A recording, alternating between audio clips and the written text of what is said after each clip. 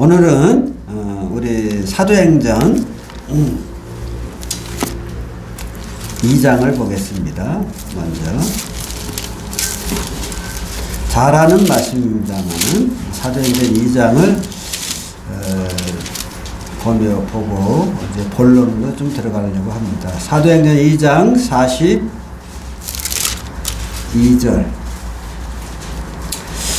42절 저희가 사도의 가르침을 받아 서로 교제하며 떡을 떼며 기도하기를 전혀 힘쓰니라 그랬죠. 네. 저희가 사도의 가르침을 받아 너무 잘하는 말씀이에요. 그래서 우리가 이제 어떻게 하나님을 섬겨야 하는지, 또 교회 생활은 어떻게 해야 하는지, 예배는 어떻게 드려야 되는지, 복음은 또 전한다면 어떤 방향에서 전해야 하는지 알아야지 되잖아요. 일단 알아야. 그래서 사도의 가르침을 받는 것은 당연하다 생각이 됩니다. 그런데 이제 구원받고 교회에 더해져서 사도의 가르침을 받는 것이 우선순위에서 제일 앞에 나오는 것은 이해가 되는데, 그 다음에 이제 우리가 가르침을 받았으면 무엇을 해야 될까요? 당연히 하나님 앞에 예배 드려야 되잖아요. 그렇잖아요. 예배를 드리고, 그리고 나오는 말씀대로 또 교제도 하고 기도도 하고 뭐 이러면 좋겠죠. 그런데 말씀은 뭐라고 그러냐면 가르침을 받아 서로 교제하며 이렇게 나와요. 그 다음에 우리가 잘 알고 있는 말씀 떡을 떼며, 아니 예배 드리기 전에 앞서 강조하는 말씀이 뭐예요? 서로 교제하며 이렇게 이야기가 돼요. 그래서 제가 이제 구원받고 몇 년쯤 됐을 때 이 말씀이 자꾸 의문이 되는 거예요. 왜 예배가 우선이어야지 교제가 우선이냐? 이런 궁금증, 여러분들 성경 읽다 보면 그런 궁금증들이 있잖아요. 그래서 왜 교제가 우선돼야 될까 하다가 시간이 지날 때 주님이 저에게 이제 가르쳐 주셨습니다. 그것은 뭐냐면 우리가 성도 간의 교제가 원활하지 않은 상태에서 드려지는 예배를 하나님이 기뻐하실까 하는 것입니다. 성도와 성도 간에 큰 갈등이 있고, 부부 간에 갈등이 있고, 부자 간에 갈등이 있고, 막 이렇게 해서 우리 마음에 막 분노와 미움과 시기와 막 질투 이런 것들이 우리 마음에 가득한 상태에서 우리 하나님께서 예배 드리는 것을 기뻐하겠느냐 하는 거죠. 그래서 마태복음에도 보면 그런 말씀 하셨어요. 너희가 예배 드리러 갈 때에 혹 그 어떤 친구와 그 원한진 일이 있으면 먼저 가서 그와 사화하고 서로 용서를 빌고 그리고 하나님 앞에 나와서 제를 드려라 이렇게 말씀하시는 부분이 나와요. 이제 그런 말씀들을 보면서 맞다. 우리가 먼저 하나님 앞에 나가서 예배를 드리기에 앞서서 갖춰야 될 덕목, 아름다운 삶의 덕목 중에 하나가 뭐냐면 서로 우리는 사랑하고 기뻐하고 또 자랑스럽게 여기고 이런 마음의 자세가 필요하지 않느냐. 굳이 로마서를 인용하지 않더라도 우리의 삶을 통해서 하나님 앞에 예배드리는 아름다운 삶을 통하여 그 결정체를 가지고 하나님 앞에 나가서 예배를 드려야 되지 않느냐 이런 이제 분별을 주님이 주시더라고요. 그래서 서로 교제하는 것이 예배 드리는 자들에게 있어서 참 중요한 부분이구나 하는 걸 생각했습니다. 하나님의 성막에서도 제사장들이 제일 먼저 들어가서 하는 일이 뭘까요? 들어가서 하는 일이 그 12병의 떡을 이제 새 것으로 갈아서 넣는 거예요. 그리고 이제 금촛대에 있는 불을 잘 이렇게 관리해서 끓음이 나지 않도록 해주고, 그 다음에 이제 그 금향단에 향을 피워서 이렇게 하나님 앞에 올리는 거죠. 그래서 떡은 교제를 말하고 또 그 금양단의 빛은 우리가 빛된 삶을 사는 것을 의미하고 금양단은 우리의 기도를 의미하고 우리 이런 것을 잘 압니다. 예, 잘 아는데 제일 먼저 하는 게 뭐예요? 떡을 세 그릇으로 이렇게 교제를 하는, 예, 바꾸는 건데 떡은 12덩이의 떡을 떡상에 올려놓는 것입니다. 그 12덩이의 떡상은 뭘 말할까요? 이제 영적인 분별로는 그 12지파들이 서로 하나다 하는 것을 서로가 사랑하고 기뻐하고 자랑스럽게 여겨야 하는 동족이고, 또 어떤 일이 있으면 함께 의논하고 함께 또 그것을 이제 이루고 또 함께 그 이룬 것에 대한 기쁨을 나누는 것, 이런 것을 의미하지 않습니까? 그래서 교제라고 하는 것은 그저 뭐 성도 간에 대화를 나누는 거. 아우 뭐 자매님 어땠어요? 아우 아이는 어때요? 요즘 잘 커요? 뭐 문제는 안 생겨요? 그거 좀 속색이죠? 뭐 이런저런 뭐 우리들의 일상생활을 나누는 거, 이것도 교제입니다만은 성경에서 말하는 이 교제의 범위는 조금 더 넓습니다. 넓다는 말은 뭐냐면 하나님의 교회 안에서, 즉 하나님의 집 안에서 우리들은 공동의 목표를 가지고 있습니다. 그래서 우리는 함께 예배를 드리고, 그래서 공동의 목표를 위해서 우리는 또 그 목표를 이루기 위해서는 계획을 해야 되잖아요. 이번에 특별히 우리 방배동에서 이러한 특별 집회를 계획한 것을 보고 제 마음에는 매우 기뻤어요. 왜냐하면 제가 뭐 강사로 와서 기쁜 게 아니라, 요즘에 이제 우리가 코로나로 인해서 많이 힘들었잖아요. 그리고, 이제 예전과 같이 이런 복음 집회에 대한 열정들이 이제 많이 식었어요. 사실, 우리가 20, 30년 전에 복음의 밭과 요즘의 복음의 밭 자체가 달라요. 그래서 복음 집회를 하겠다고 하는 생각을 쉽게 가질 수 없는 이런 참으로 복음의 밭이 삭막한 그런 환경으로 바뀌었습니다. 그런데 이제 방배동에서 이런 복음 집회를 한다고 할 때, 그래도 어려운 환경 속에서 집회를 이렇게 갖는구나. 우리 같은 믿음의 사람으로서 기쁨이 있더라고요. 그런데 또 강사로 불러주셔서 더 감사하고요. 근데 중요한 건 뭐냐? 이렇게 이제 이것을 하기 위해서는 우리가 서로 기도하고 또 필요성을 느낄 때 같이 계획을 짜고 또 그걸 계획을 짜면 거기에 대한 이제 많은 헌신이 필요하잖아요. 서로 함께 기도할 뿐만 아니라 함께 모여야 되고 음식도 만들어야 되고 영혼도 모아야 되고, 사실 전도하는 사람도 말씀을 준비하기 위해서 애쓰는 부분이 있겠지만 더 애쓰는 부분 중에 하나는 우리 성도님들이 어떻게 하면 구도자를 한 사람이라도 예배당으로 말씀 앞으로 인도할 것이냐, 이거 고민하는 거잖아요.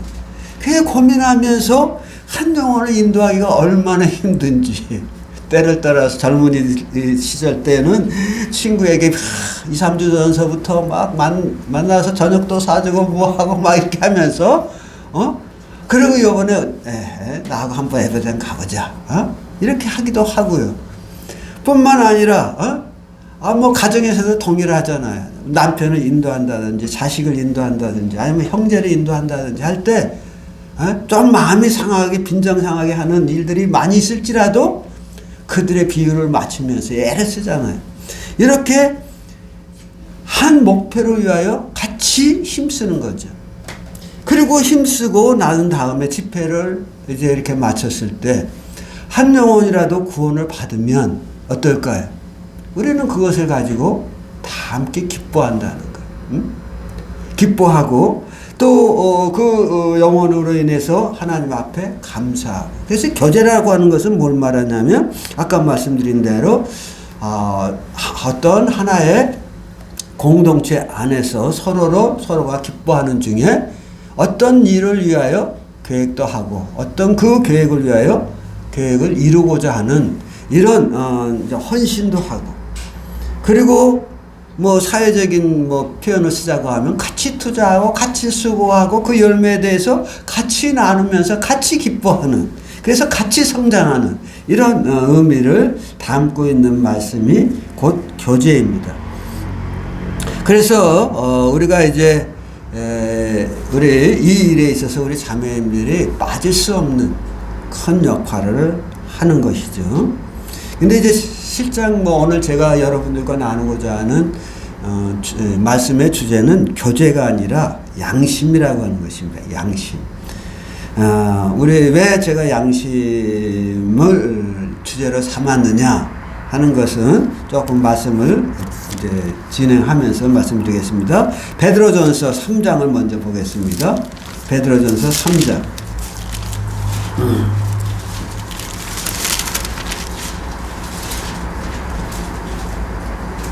베드로전서 3장 16절에 보면 선한 양심을 가지라. 이는 그리스도 안에 있는 너희의 선행을 욕하는 자들로 그 비방하는 일에 부끄러움을 당하게 하려 함이라. 선을 행함으로 고난을 받는 것이 하나님의 뜻일진데. 이렇게 나오죠? 네.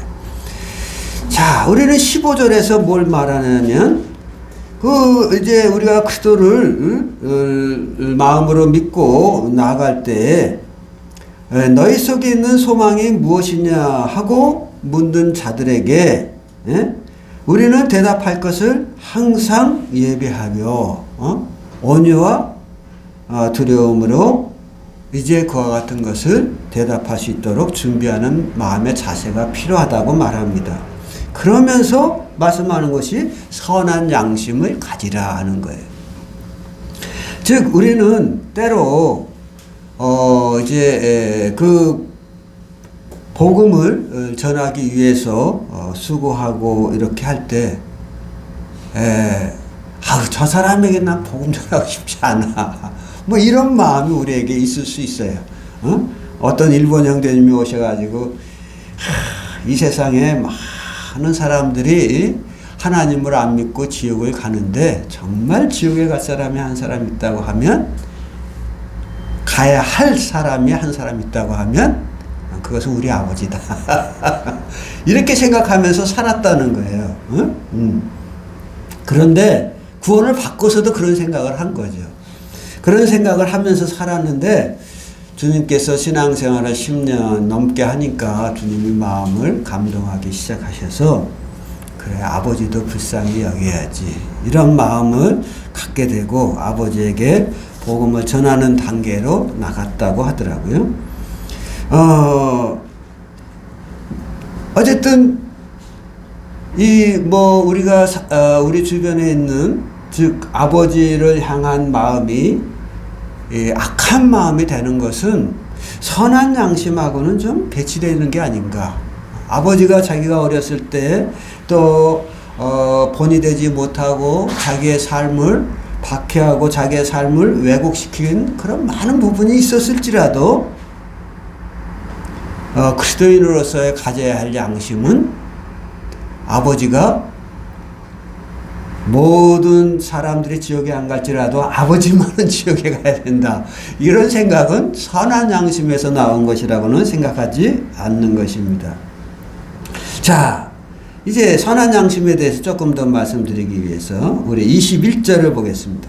베드로전서 4장 21절. 거기에 보면 중간절부터 읽겠습니다. 너희의 구원하는 편이 곧 세례라. 육체의 더러운 것을 제하여 버림이 아니요 오직 선한 양심이 하나님을 향하여 찾아가는 것이라. 그랬죠? 네. 여기 보면 이제 침례에 대해서 이야기합니다. 그러면서 침례는 우리의 죄악을 씻어버리는 그런 행위가 아니라, 여기 있는 대로 더러운 것을 제하여 버림이 아니요, 이렇게 말하잖아요. 침례는 우리의 몸에 있는, 우리 양심에 있는 이 더러운 죄를 제하여 버리는 그런 행위가 아니라 그것은 주님 안에서 이루어지는 일이잖아요. 오직 선한 양심이 하나님을 향하여 찾아가는 것이라 그랬어요. 그래서 이걸 좀 풀어 말하자고 하면 무슨 말일까요? 이거 풀어 말하자고 하면 우리가 예수 그리스도로 말미암아 구원을 받았어.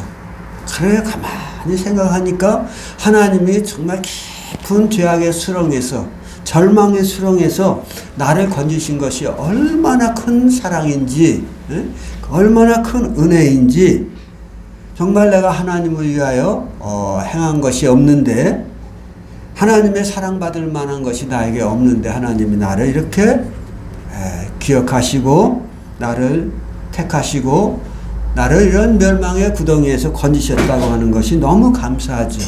그래서 이제는 내가 앞으로는 하나님을 사랑하며 살아가리라 하는 마음이 생기는 것입니다. 즉 그 선한 양심에서 그런 마음이 일어나는 거예요. 이 착한 양심, 선한 양심을 가진 사람이라면 이런 마음이 안 생길 수가 없죠. 영원한 멸망에서 구원하신 하나님의 은혜를 생각할 때 그 하나님을 기뻐하며 내가 이제는 살아가리라 하는 마음이 있는데, 그것을 표현하고 싶어요. 그 표현하는 방법 중에 하나가 뭐냐면 침례라는 것입니다. 그래서 그 침례를 통해서 내가 이제는 하나님을 위하여 살아가겠습니다 라고 모든 성도들과 또 여러 불신자들 앞에서 자기의 신앙을 고백하는 하나의 예식이 침례 예식이라 하는 거예요. 그래서 저는 침례 예식을 예실 때마다 이제 그런 예화를 좀 들어요. 남녀가 사랑하면 어떻게 되죠? 함께 있고 싶어 하는 거예요. 네. 서로가 서로를 필요로 느끼기 때문에 그들은 이제 일주일에 뭐 한 번 만난다든지 한 달에 2번 만난다든지 이런 것으로는 만족할 수가 없는 거예요. 그래서 우리가 결혼합시다. 그리고 함께 합시다. 그래서 슬픔이든 기쁨이든 함께 합시다 라고 하면서 어떻게 해요? 향하는 예식이 결혼 예식이잖아요. 그래서 우리가 주님으로 인하여 구원을 받고 하나님의 큰 사랑을 깨닫고 내 마음에서 영생으로 인한 하나님을 향한 사랑이 계속 솟구쳐 나올 때 나는 이제 하나님을 위해서 사는 삶을 살아가겠습니다 라고 우리가 행하기를 원하는 예식이 바로 사랑하는 자들이 혼인 예식을 하듯 우리가 침례라는 예식을 통해서 하나님을 향한 사랑을 표현하는 것이다 그 말이에요. 그것이 어디서 나와요? 선한 우리 양심의 발로라고 하는 거예요. 네? 선한 양심의 발로. 그런데요, 제가 이제 왜 사실 이 자매 집회 시간을 위해서 고민이 많았어요. 무슨 주제로 말씀을 전할까? 왜냐하면 방배동 교회는 이제 믿음의 연륜이 꽤 오래된 모임이잖아요. 그럼 이제 우리 자매님들도 동일하게 방배동의 역사와 더불어 깊은 신앙의 연륜이 있는데, 그래서 자매님들 앞에서 무슨 말을 할까? 또 우리 자매님들은 뭐 직접 말씀은 안 전한다 할지라도, 아니 듣는 귀는 또 많이 발달돼 있잖아요. 그래서 딱 들으면 저 형제님 뭐 말씀이 어떠니 이거 분명하거든. 이거 이런 데 가서 좀 낮은 어떤 제가 일반적으로 전하는 말씀 전하면 다 아는, 쉽게 말하면 뭐 그렇게 말씀은 안 하겠지만 유치한 말씀을 전하신다 이렇게 생각할 수 있잖아요. 그래서 고민이 좀 있었는데 주님이 생각나게 하신 것이 있어요. 디모데전서입니다. 디모데전서. 디모데전서는 사도 바울이 그의 이제 생애 마지막에 이제 믿음의 아들이요 믿음의 후계자인 디모데에게 자기의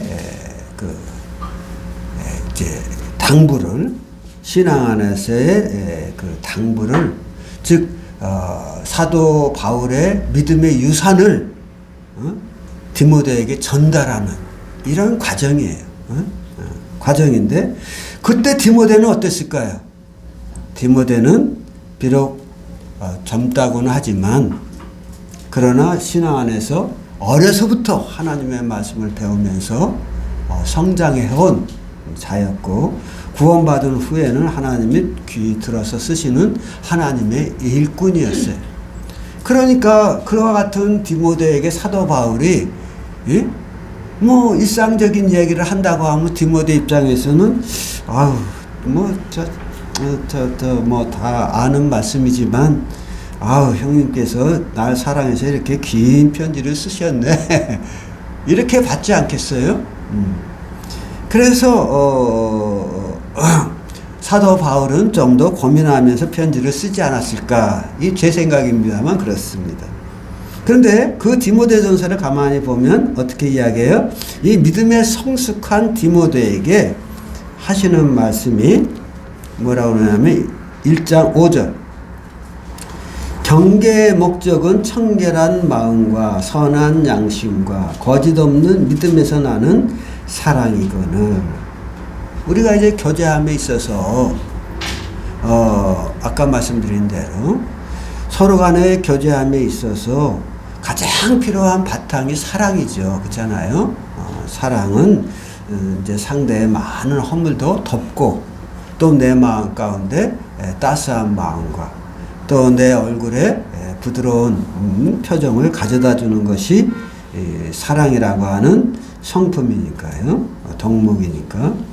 그런데 그 사랑은 어때야 된다?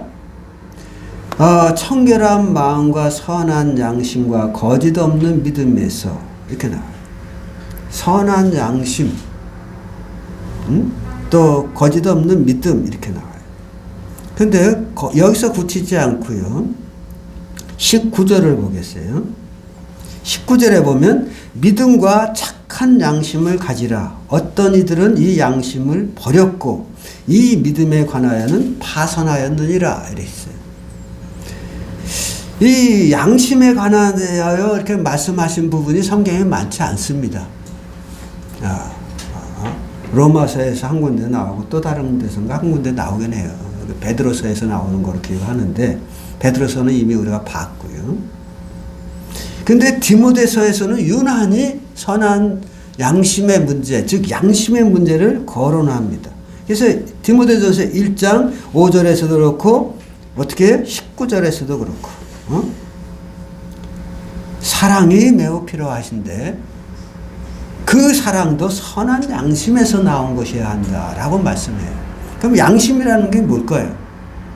이 사전적 의미는 그 옳고 그름을 구별하는 도덕적 기준이자 정서다 이런 식으로 사전적 의미가 정의되어 있습니다. 그러면 그 옳고 그름의 기준은 뭘까요? 옳고 그름의 기준은 그러니까 하나님이시잖아요. 네. 그러니까 하나님이 보시는 기준에서 부끄러움이 없어야 한다는 거지. 예? 예. 그런 분별과 정서가 우리 안에 있는데 그것이 바로 양심이라고 하는 것입니다. 그런데 3장에도 보면요. 디모데전서 3장에 보면 9절 3장 9절에 보면 깨끗한 양심의 믿음의 비밀을 가진 자야라야 할지니 그랬잖아요. 예. 하나님의 일꾼을 세움에 있어서 뭐라고 말씀합니까? 깨끗한 양심을 가진 자라야 할지니. 자, 그럼 이야기해 봅시다. 5절에서는 뭐라고 그랬어요? 선한 양심. 그 다음에 1장 19절에서는 착한 양심. 그 다음에 3장 9절에서는 깨끗한 양심. 그 다음에 디모데 후서 1장으로 가서 보면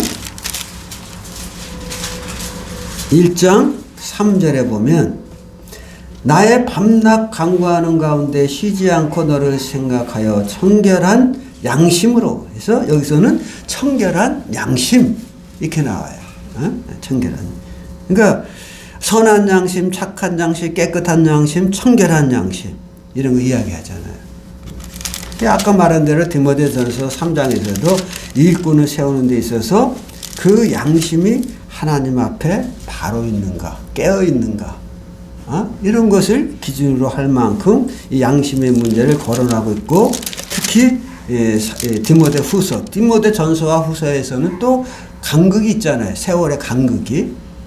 그런데 거기서도 또 사도 바울이 양심을 거론해요.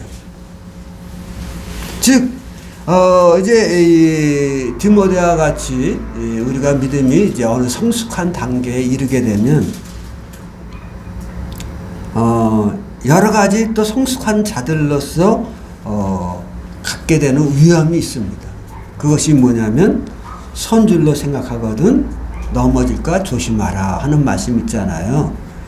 그래서 성경 말씀도 들어도 다 아는 말씀, 딱 형제님이 말씀 앞부분 딱 이야기하면 그 결론이 이미 자매님들 마음 가운데 딱 쓸 수도 있어요. 그러니까 그렇게 되면 어떻게 돼요? 이 말씀이 귀에 잘 안 들어오는 거죠. 그렇게 되면 그것은 이제 어떤 선한 양심, 착한 양심, 깨끗한 양심, 청결한 양심 이런 것과 이제 기준에서 보면 우리가 하나님 말씀 앞에서 높은 마음으로 뭔 말씀 전하나 이러고 우리들이 판단하는 마음으로 말씀을 듣는 것은 옳은 자세는 아니지 않느냐는 거죠. 뿐만 아니라 서두의 교제에 대해서 이야기했잖아요. 우리가 성도 간의 교제를 함에 있어서 자매들과 자매들 간의 교제라든지 자매들과 형제님들과의 교제라든지 이런 데서도 우리들이 방금 이야기한 여러 형태의 양심에 맞추어서 언행을 해야 된다고 하는 거예요. 그래서 내가 좀 불리한 것 같아도 지금 이런 시간에는 거짓을 말하면 안 돼. 아무리 하얀 거짓말이라도 이런 분위기와 상황에서는 사실을 말해야 돼. 하고 나는 어떻게 해야 돼요? 내가 불리할지라도 있는 대로 말할 수 있는 이런 삶이 필요하다고 하는 거예요. 우리가 그렇지 않고 내가 조금 상황적으로 좀 부끄럽다고 해서 우리들이 그냥 하얀 거짓말인가 서로 좋자고 하는 거니까 이렇게 착한 거짓말, 하얀 거짓말로 표현될 수 있는 말들을 이렇게 해버리게 되면 그것이 나중에 우리의 교제를 방해하는 방해적 요소로 작용할 수 있다는 거죠. 그래서 이제 성도 간에 오해도 낳고 그렇게 되는 거예요. 비록 내가 악의는 없었다 할지라도 그럴 수 있습니다. 그런데요, 아까 여기서도 말했지만 디모데전서 1장 19절에 보면 그 착한 양심을 가지라 어떤 이는 이 양심을 버렸어. 그 버림으로 말미암아 나오는 결과가 뭐예요? 믿음에서 파선하였느니라 그랬어요. 이제 장로들 간에 어려움이 많이 있어요. 어떤 어려움이 있느냐? 어느 교회에서 함께 이게 장로들 간에 이렇게 장로 모임을 갔는데 어느 교회에서 너를 안 쓰겠다는 거예요. 그래서 왜 안 쓰냐 그랬더니 그 너울에 관한 말씀을 이렇게 보면은 그거는 하면서 자기들의 이론을 쭉 피는 거예요. 30년이 넘게 함께 교제해왔던 장로들인데 최근 한 10여 년 전서부터 이상한 말들을 하기 시작하더니 그 말씀이 그게 잘못됐다니까, 우리 분별이 잘못됐다니까 이러면서 이제 자기들의 이론을 나름대로 만들어요. 우리가 들으면 말이 안 되는 얘기죠. 그래도 나름대로의 논리를 만들어 놓고 너울을 쓰면 안 된다. 너울을 벗는 거예요. 그리고 이제 또 이런저런 핑계를 대고 형제님이 아니라 목사님으로 불러라. 이렇게 되는 거예요. 또 목사님으로 부르다 보니까 그러면 강단은 누가 써야 되느냐? 목사님만 써야 된다. 이런 이제 또 된 데까지 나가는 거예요. 그래서 이제 장로들이 권하죠. 너무 나간 거 아니요? 그 우리하고 교제할 수 없을 것 같은데 이렇게 이야기를 하는 거예요. 교제하지 맙시다. 이건 저기 모임 안에 누룩입니다. 이렇게 이제 분명하게 이야기하고 있는 사람이 있는가 하면 그분과의 관계 때문에 그건 뭐 나쁘기는 하지만 교제까지 단교까지 할 필요 있어? 이런 분들도 있어요. 그런데 성경은 말하기를 보자면 예 하든지 아니요 하든지 하라고 하는 거예요. 자기가 무슨 아주 인격적인 사람 마냥 중간에 서가지고 양비론을 이야기하고 너울 쓰는 것도 그렇게 잘했다고 할 수는 없지만 그렇다고 너울 안 쓴다고 단교하자고 이야기하는 것도 그것도 잘못된 거 아니야? 이러는 사람이 있어요. 그런데 제가 말씀드리고자 하는 요점은 뭐냐? 여기 나타나는 대로 양심을 버리는 데서 무엇이 나타난다? 신앙의 왜곡이 나타나는 거예요. 말씀에 대한 분별이 자기주관적으로 왜곡이 나타나는 거예요. 그래서 후메네오라고 하는 사람, 알렉산더라고 하는 사람이 처음부터 잘못된 게 아니었어요.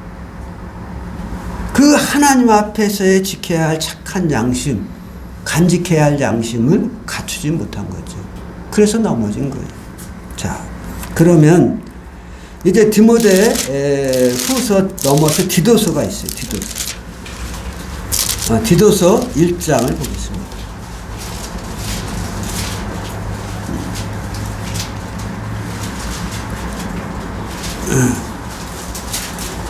디도서 1장에도 양심에 관해서 말씀하고 있는데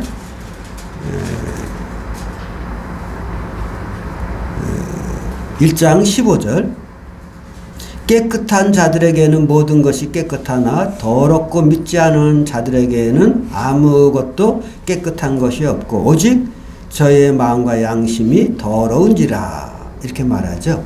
예. 그래서 여기서는 뭘 이야기하고 있어요? 더러운 양심에 대해서 이야기해요. 그러면 디도서와 디모데서는 누구에 관하여 보낸 편지일까요? 목회하는 자들에게, 즉 교회 일꾼들에게. 그러면 이것은 형제님들에게만 속할까요? 자매들에게도 교회의 자매를 이끌어가는 리더들에게 꼭 필요한 말씀. 근데 말씀에 보면 거기에 다른 데서는 별로 안 나오는 이 단어가, 거의 안 나오다시피 하는 단어가 목회 서신서에서는 선한 양심, 착한 양심 등등 하면서 양심에 관한 얘기가 계속 나오는 거예요.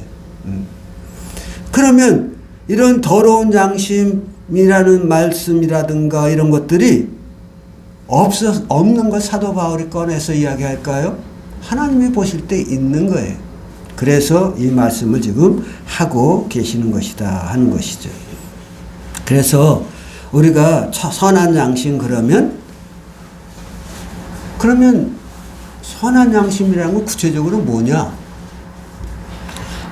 생각할 때 선이라는 게 뭘까요? 우리 예수님이 말씀하셨어요. 하나님 한 분 외에는 선한 이가 없거늘 이런 말씀하셨어요. 즉 하나님이 기뻐하시는 것, 하나님이 보시기에 좋은 것이 선한 거예요. 응? 하나님이 보시기에 불쾌하고 그리고 악하다고 하는 것은 선이 될 수가 없는 거예요.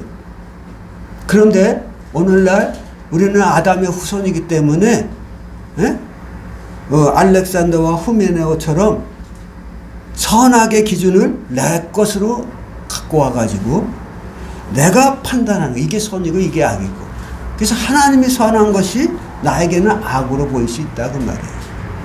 이것은 뭐예요? 그의 선한 양심이 지금 더럽혀져 있는 것을 의미해요.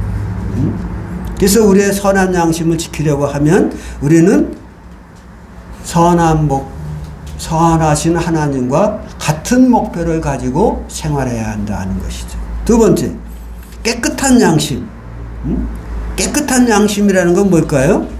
하나님이 의로우신 것처럼 나도 의로운가, 나도 빛 가운데서 행하는가, 이거 생각해 봐야 된다는 거예요.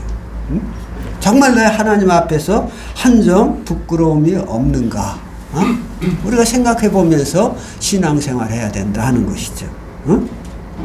뿐만 아니라 청결한 양심. 청결하다는 건 뭐예요? 청결하다 그러면 우리는 청소를 깨끗이 해서 깨끗해진 상태를 생각할 수 있잖아요. 그와 같이 우리는 인간이기 때문에 하나님을 사랑하고 하나님 앞에 이제 하나님을 향하여만 살아가겠습니다라고 예시까지 치른 사람이지만, 그러나 어때요? 여러 가지 부족이 있어서 허물과 죄를 범하는 게 우리의 또 모습이기도, 현실적인 모습이기도 해요. 그러면 우리가 죄를 범했다 그러면 그것으로 뭐 사람이니까 어쩔 수 없는 거지 하고 자기 변명하면서 넘어가야 될까요? 아니에요. 요한 1서에 있는 말씀처럼 우리가 우리 죄를 자백하면 저는 미쁘시고 의로우사 우리 죄를 다 사하시며 했잖아요. 그러니까 우리는 매일 하루의 일과를 마감하면서 어떻게 해야 할까요? 내가 하나님 앞에 자백할 만한 잘못을 범하지는 않았는지 하면서 우리는 우리의 그 자백에, 즉 회개에, 회개와 자백과 같은, 즉 여기서 말하는 회개라는 것은 이제 자백과 같은 의미의 단어로 사용되는 회개입니다. 회개를 우리가 해야 한다는 거죠. 그렇게 해서 우리 마음에 더러워진 부분, 죄나 허물로 더러워진 부분을 깨끗게 할 필요가 있다고 하는 거예요. 이렇게 우리가 매일의 삶 속에서 하나님 앞에서 우리의 양심을 깨끗이 청소하는 삶을 살아갈 때 우리는 청결한 양심을 유지할 수 있다 하는 거예요. 이것을 누구에게 사도 바울이 지금 요구하고 있어요? 신앙 안에서 어린 사람들에게도 물론 필요한 교훈이지만 특히 믿음 안에서 성숙했다고 하는 사람들에게, 디모데와 같은 훌륭한 믿음의 사람들에게 내가 성공적인 그리스도인으로서 주님 앞에 끝까지 믿음의 길을 다름질하려고 하면 어떻게 하라? 착한 양심, 선한 양심, 깨끗한 양심, 청결한 양심, 또 더럽혀지지 않는 양심 가운데 하나님을 섬기고 그 섬김에 가지고 성도들을 대하고 교회를 대한다고 하면 내가 복이 있을 것이다 하는 것이 사도 바울의 마음이었다라고 생각을 합니다. 그래서 우리 방배동 모임의 여러 성도님들 신앙 안에서 믿음의 길을 정말 잘 달려오셨습니다. 그리고 이 어려운 때 복음 집회도 잘 하시니까 제 마음에 큰 기쁨이 있어요. 그래서 우리는 이런 착한 양심에서 나오는, 선한 양심에서 나오는, 즉 양심에 부끄러울 것이 없는 마음을 가지고 우리는 하나님의 동역자들로 서야 되겠고, 그래서 하나님께서 우리에게 맡기신 일을 이렇게 하고, 어떤 형제가 뭐 이렇게 합시다 그래. 근데 내가 볼 때 그거 아니야. 그리고 나는 그 형제가 뭐 제안하면 싫더라고. 뭐 이럴 수가 있잖아요. 선입관이 좀 있는 거죠. 그런데 가만히 집에 가서 생각할 때, 즉 하나님 앞에서 가만히 내가 이것이 과연 그 형제의 제안이 잘못된 것인가 생각할 때 가만히 생각해 보면 옳다고 하면 전화를 해서 내가 낮에는 좀 형제님 제안할 때 외면했는데 아닌 것 같습니다. 제가 기도하겠습니다. 이렇게 하고 우리가 바로 우리의 자세를 교정하며 나갈 때 우리는 또 하나님의 동역자일 뿐만 아니라 누구의 동역자예요? 우리 서로에게 필요한 동역자가 되는 거죠. 고린도서에서 하나님께서 은사를 주신 것을 이야기를 해요. 12장에서. 은사를 주신 것을 이야기하면서 말씀하기를 우리는 몸의 각 지체라 그래요. 지체라. 그러면서 몸 가운데에는 무엇이 없다? 분쟁이 없다. 참 신기한 건 몸은 서로를 돕기는 할지언정 서로를 공격하지는 않아. 공격하지는 않아요. 근데 어떤 형제들은, 어떤 자매들은 말투가 그렇게 생겼어. 공격적이야. 그래가지고 좋게 좀 덕스러운 표현을 쓰면 좋은데 공격적이야. 또 어떤 형제는 또 너무 사무적이야. 우리가 이렇게 형제 자매로 만났잖아요. 그러면 그렇게 이야기하면 좋은데 회사에서 그런 것이 공무원 형제인데 너무 그냥 거기에 회사에서 익숙해져서 그런지 너무 사무적이야. 이게 다정한 맛이 없어. 그리고 무슨 말하면 책임을 안 지려고 그래. 자꾸 이렇게 자기도 뭐 그 습관화돼 있더라고요. 본능적으로 이렇게 피할 길을 만들면서 이야기를 해. 그래서 형제님 그렇게 꼭 말을 한마디로 말하면 꼭 그런 투로 이야기해야 되겠습니까? 여기는 교회예요. 회사가 아니고. 그러고 말한 적이 있었는데 어쨌든 말씀드리고자 하는 것은 우리는 한 지체다 하는 거죠. 그런데 그 지체의 특징은 뭐다? 서로가 서로를 공격하지 않고 도리어 돕는다는 거예요.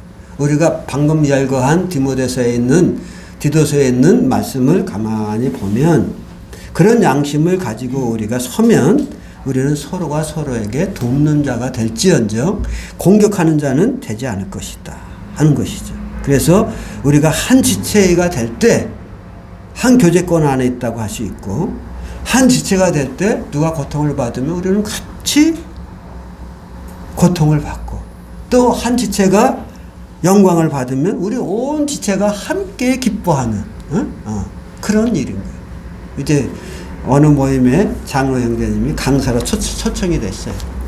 근데 그 모임에 어느 형제가 이제 우리 모임에 그 자매에게 전화를 했어요. 우리 모임의 자매가 동생이거든요. 그 형제의 동생이야. 내가 기쁜 일이 있다고 막 그냥 너무 좋다고 말해. 그러니까 이 동생이 듣고 오빠 뭐가 그렇게 좋은데 뭔 일이야? 글쎄 내가 하는 얘기 들어봐봐. 우리 모임의 형제님이 강사로 초청을 받았어. 그러니까 어때요? 이 자매는 우리 모임의 자매는 뭐 집안에 뭐 좋은 일이 있었나? 뭐 조카가 무슨 뭐 1등 상이라도 받아왔나? 아니면은 무슨 이제 그 오빠가 장사를 하거든요. 그러니까 무슨 뭐 대박 거래처가 터졌나? 뭐 이렇게 생각을 한 거예요. 근데 의외의 답이 날아온 거예요. 우리 모임의 형제님이요 강사로 초빙됐다니까 이런 거예요. 그게 무슨 얘기예요? 그는 정말 깨끗한 양심 속에서 사는 거예요. 그래서 비록 일꾼 형제의 기쁨이지만 그것이 곧 자기 기쁨인 거지. 자기 영광이에요. 이런 것이 우리 방배동에도 참 계속 이렇게 싹이 자라서 열매를 맺는 이런 모임이 됐으면 합니다. 감사합니다.